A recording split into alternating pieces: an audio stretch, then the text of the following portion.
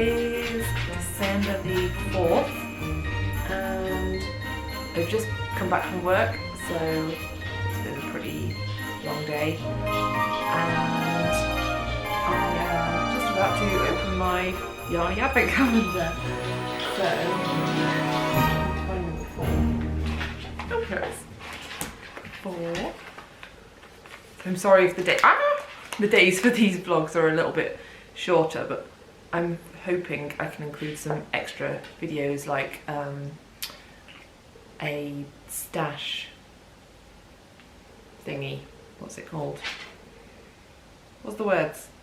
What are the words, Jonah? Oh dear. There's like extra videos like a stash tour, like stash dive, just so we can I can include like extra bits like that and things where I've talked about my design process as well. Those are like extra videos I'm just going to add in for days like today where I've literally just been at work and come home. So, day number 4. Joni, you're missing all the fun. It's probably really exciting. He has to know what's in the little parcels. Oh my goodness.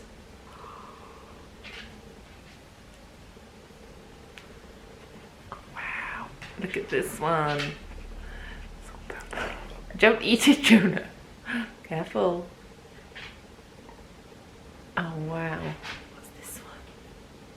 This one is Nitpicks Felici. And it's also hand dyed by Shannon. Oh, that's amazing. It's so pretty. I love the purples.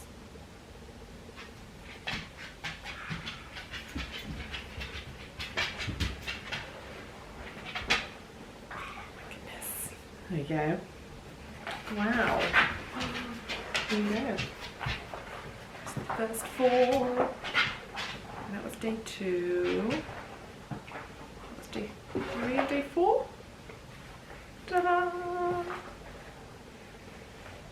Pretty. Lucky. I think we're getting too big to fit on this little thing. There we go.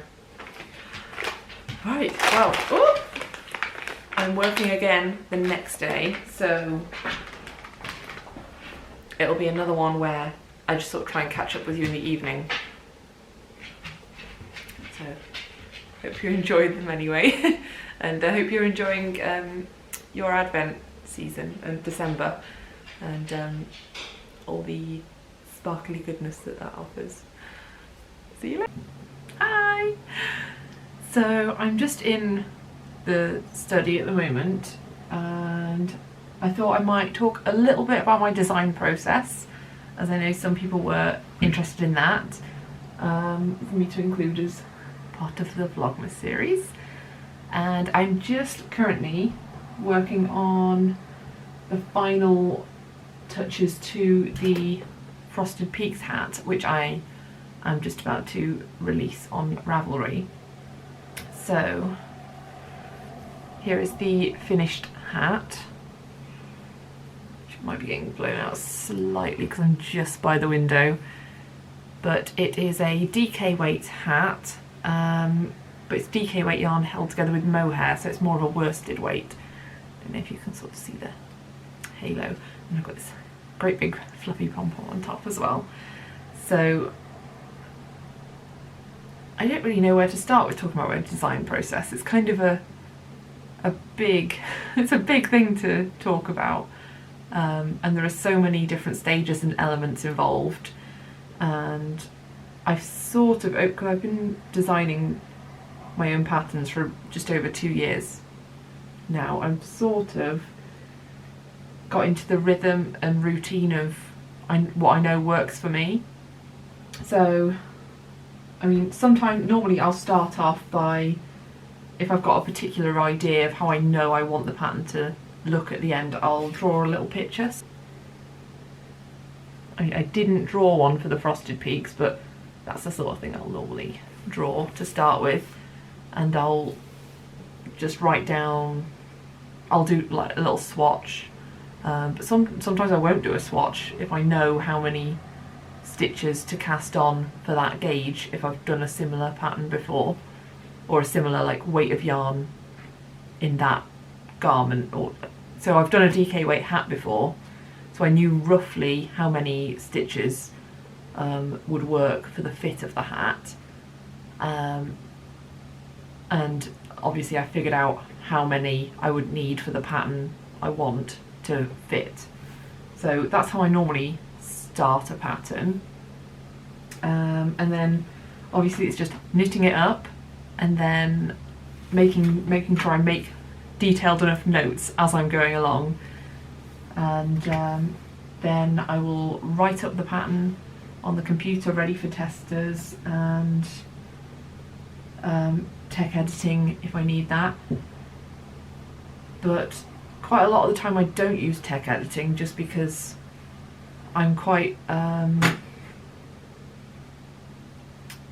do all the pattern grading myself, and I'm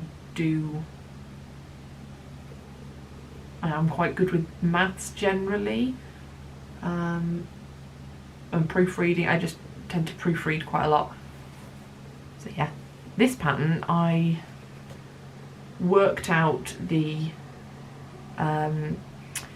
peaks as I went along, as I knitted it, and if I do that, it involves ripping back and reworking it to just make sure I know what works. So yeah, sometimes it's just a case of trial and error. Oh, can you see the halo on it with the mohair? And other times I know exactly how it's going to work up. So I hope that all makes sense. But there is a lot of admin and paperwork involved in designing knitting patterns, and a lot of maths as well. So often I'll write patterns for multiple sizes. This one I've just done the one size because of the stitch count required for the peaks pattern at the bottom. If I'd included an extra repeat of that, it would have just made a size that was way too large. So what I'm recommending in the pattern is going up or down a needle size, which will make a bigger or smaller hat. So that's what I'm recommending for this one. So yeah, next I've got to edit photos. Don't think I've done that yet. I've created the pattern as a draft on Ravelry. I need to just double check the notes from my test knitters to make sure I've amended any issues or like typos within the pattern, and then it will be, once I've put the pictures in and I've put the amendments in the document, and I will be ready to upload it to Ravelry. And then I've got to do all the social media stuff. So it's just quite a full-on, it's quite a lot of stages involved, and it does take a long time and quite a lot of work to get a pattern released. So yeah, but it's all fun and it's all worthwhile. So yeah.